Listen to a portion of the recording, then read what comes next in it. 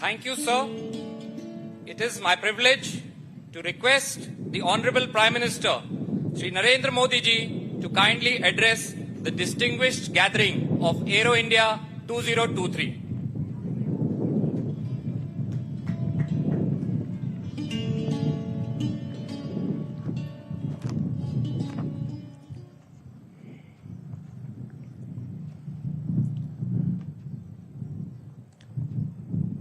आज के इस महत्वपूर्ण कार्यक्रम में उपस्थित कर्नाटका के गवर्नर श्री, मुख्यमंत्री श्री, रक्षा मंत्री राजनाथ सिंह जी, मंत्रिमंडल के मेरे अन्य सदस्य, देश विदेश से आए डिफेंस मिनिस्टर्स, इंडस्ट्री के सम्मानित प्रतिनिधि, अन्य सभी महानुभाव, देवी और सज्जनों,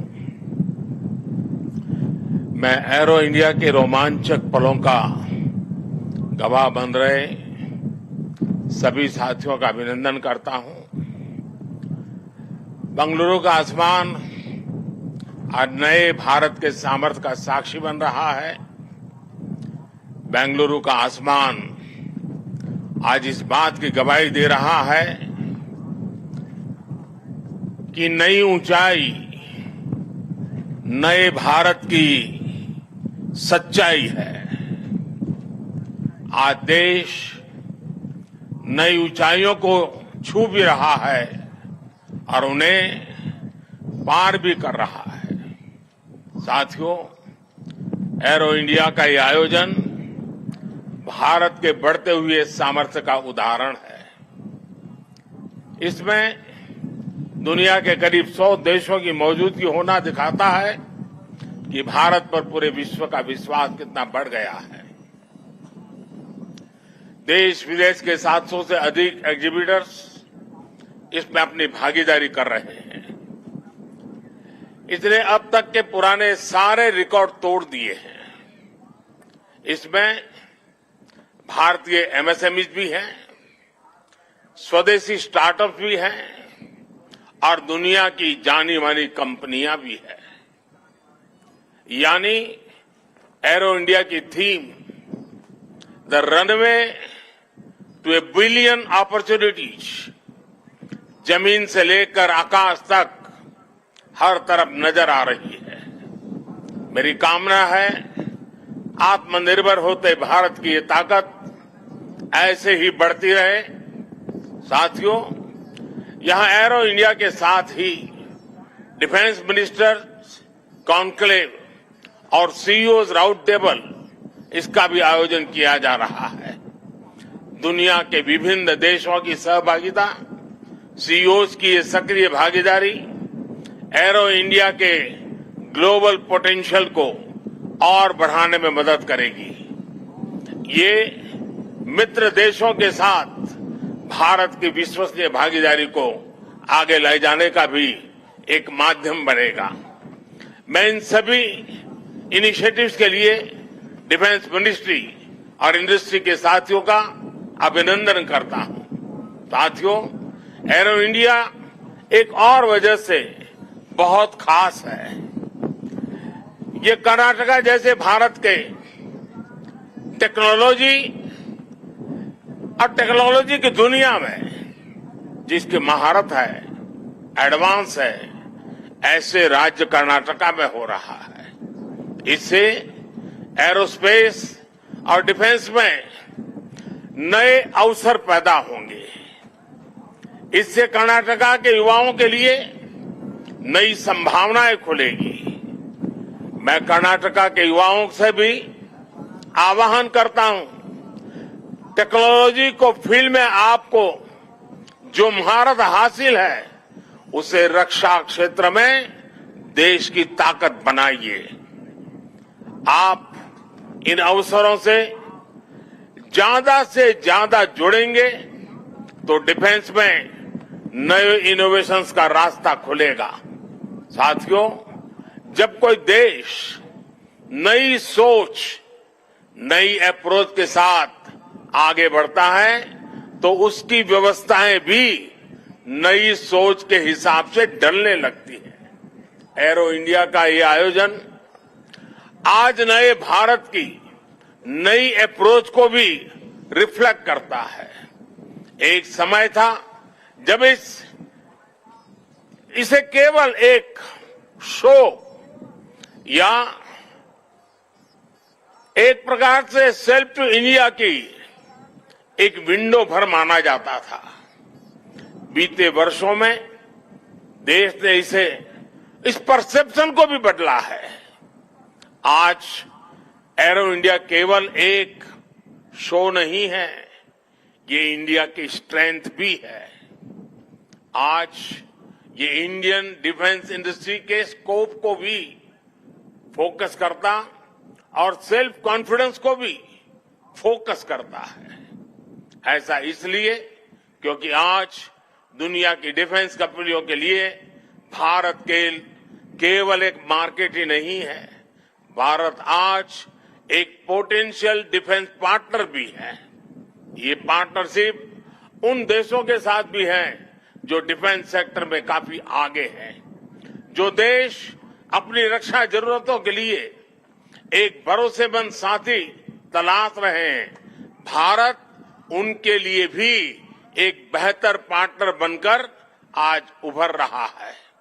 हमारी टेक्नोलॉजी इन देशों के लिए कॉस्ट इफेक्टिव भी है और क्रेडिबल भी है।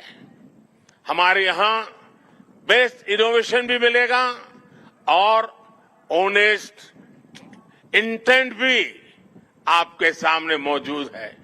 साथियों, हमारे यहां कहा जाता है प्रत्यक्षम किम प्रमाणम, अर्थात प्रत्यक्ष को प्रमाण की आवश्यकता नहीं होती। आज भारत की संभावनाओं का, भारत के सामर्थ्य का प्रमाण हमारी सफलताएं दे रही है। आज आकाश में गर्जना करते Tejas fighter planes make in India के सामर्थ्य का प्रमाण है। आज हिंद महासागर में मुस्तैद aircraft carrier INS Vikrant make in India के विस्तार का प्रमाण है। गुजरात के बड़ौदा में C-295 की मैन्युफैक्चरिंग फैसिलिटी हो या तुमकुर में HAL के हेलीकॉप्टर यूनिट हो, ये आत्मनिर्भर भारत का वो बढ़ता सामर्थ्य है जिसने भारत के साथ साथ विश्व के लिए नए विकल्प और बेहतर अवसर जुड़े हैं। साथियों, 21वीं सदी का नया भारत अब न कोई मौका खोएगा और न ही अपनी मेहनत में कोई कमी रखेगा। हम कमर कस चुके हैं। हम रिफॉर्म्स का रास्ते पर हर सेक्टर में रिवॉल्यूशन ला रहे हैं। जो देश दशकों से सबसे बड़ा डिफेंस इंपोर्टर था, वो अब दुनिया के 75 देशों को डिफेंस इक्विपमेंट एक्सपोर्ट कर रहा है। बीते 5 वर्षों में देश का निर्यात 6 गुना बढ़ा है। 2021-22 में हमने अब तक के रिकॉर्ड 1.5 बिलियन डॉलर से ज्यादा के एक्सपोर्ट को, उस आंकड़ों को हमने पार कर लिया है। फ्रेंड्स, आप भी जानते हैं कि डिफेंस एक ऐसा क्षेत्र है जिसकी टेक्नोलॉजी को, जिसकी मार्केट को और जिसके बिजनेस को सबसे कॉम्प्लिकेटेड माना जाता है। इसके बावजूद भारत ने बीते 8-9 साल के भीतर अपने यहां डिफेंस सेक्टर का कायाकल्प कर दिया है। इसलिए हम इसे अभी केवल एक शुरुआत मानते हैं। हमारा लक्ष्य है कि 2024-25 तक हम एक्सपोर्ट के इस आंकड़े को 1.5 बिलियन से बढ़ाकर 5 बिलियन डॉलर तक ले जाएंगे। इस दौरान किए गए प्रयास भारत के लिए एक लॉन्च पैड की तरह काम करेंगे। अब यहां से भारत दुनिया के सबसे बड़ा डिफेंस मैन्युफैक्चरिंग देशों में शामिल होने के लिए तेजी से कदम बढ़ाएगा और इसमें हमारे प्राइवेट सेक्टर और इन्वेस्टर्स की महत्वपूर्ण भूमिका रहने वाली है। आज मैं भारत के प्राइवेट सेक्टर से आह्वान करूंगा कि ज्यादा से ज्यादा भारत के डिफेंस सेक्टर में इन्वेस्ट करें। भारत में डिफेंस सेक्टर में आपका हर इन्वेस्टमेंट भारत के अलावा दुनिया के अनेक देशों में एक प्रकार से आपका व्यापार कारोबार के नए रास्ते बनाएगा। नई संभावनाएं, नए अवसर सामने हैं। भारत का प्राइवेट सेक्टर को इस समय को जाने नहीं देना चाहिए। साथियों, अमृत काल का भारत एक फाइटर पायलट की तरह आगे बढ़ रहा है। एक ऐसा देश जिससे ऊंचाइयां छूने से डर नहीं लगता, जो सबसे ऊंची उड़ान भरने के लिए उत्साहित है। आज का भारत तेज सोचता है, दूर की सोचता है और तुरंत फैसले लेता है। ठीक वैसे ही जैसे आकाश से उड़ान भरने वाला एक फाइटर पायलट करता है। और सबसे महत्वपूर्ण बात, भारत की रफ्तार चाहे जितनी तेज हो, चाहे वो कितनी भी ऊंचाई पर क्यों न हो, वो हमेशा अपनी जड़ों से जुड़ा रहता है। उसे हमेशा ग्राउंड सिचुएशन की जानकारी रहती है। यही तो हमारे पायलट भी करते हैं। एरो इंडिया की गगनभेदी गर्जना में भी भारत के रिफॉर्म, परफॉर्म और ट्रांसपोर्ट की गूंज है।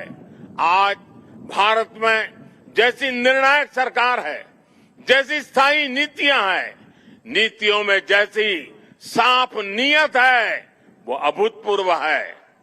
हर इन्वेस्टर को भारत में बने इस सपोर्टिव माहौल का खूब लाभ उठाना चाहिए।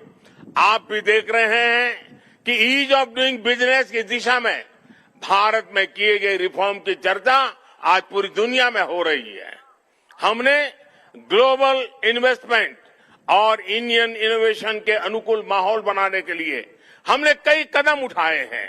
भारत के डिफेंस सेक्टर में फॉरेन डायरेक्ट इन्वेस्टमेंट को मंजूरी देने के नियमों को आसान बनाया गया है। अब कई सेक्टर में एफडीआई को ऑटोमेटिक रूट से मंजूरी मिली है। हमने उद्योगों को लाइसेंस देने की प्रक्रिया को सरल बनाया है, उसकी वैलिडिटी बढ़ाई है, ताकि उन्हें एक ही प्रोसेस को बार बार न दोहराना पड़े। अभी 10-12 दिन पहले भारत का जो बजट आया है, उसमें मैन्युफैक्चरिंग कंपनियों को मिलने वाले टैक्स बेनिफिट को भी बढ़ाया गया है। इसका फायदा डिफेंस सेक्टर से जुड़ी कंपनियों को भी होने वाला है। साथियों, जहां डिमांड भी हो, कैपेबिलिटी भी हो और एक्सपीरियंस भी हो, नेचुरल प्रिंसिपल कहता है कि वहां इंडस्ट्री दिनों दिन और आगे बढ़ेगी। मैं आपको भरोसा दिलाता हूं कि भारत में डिफेंस सेक्टर को मजबूती देने का सिलसिला आगे और भी तेज गति से बढ़ेगा। हमें साथ मिलकर इस दिशा में आगे बढ़ना है। मुझे विश्वास है आने वाले समय में हम एरो इंडिया के और भी भव्य और शानदार आयोजन के गवाह बनेंगे। इसी के साथ आप सभी का एक बार फिर बहुत बहुत धन्यवाद करता हूं और आप सबको अनेक अनेक शुभकामनाएं देता हूं। भारत माता की जय।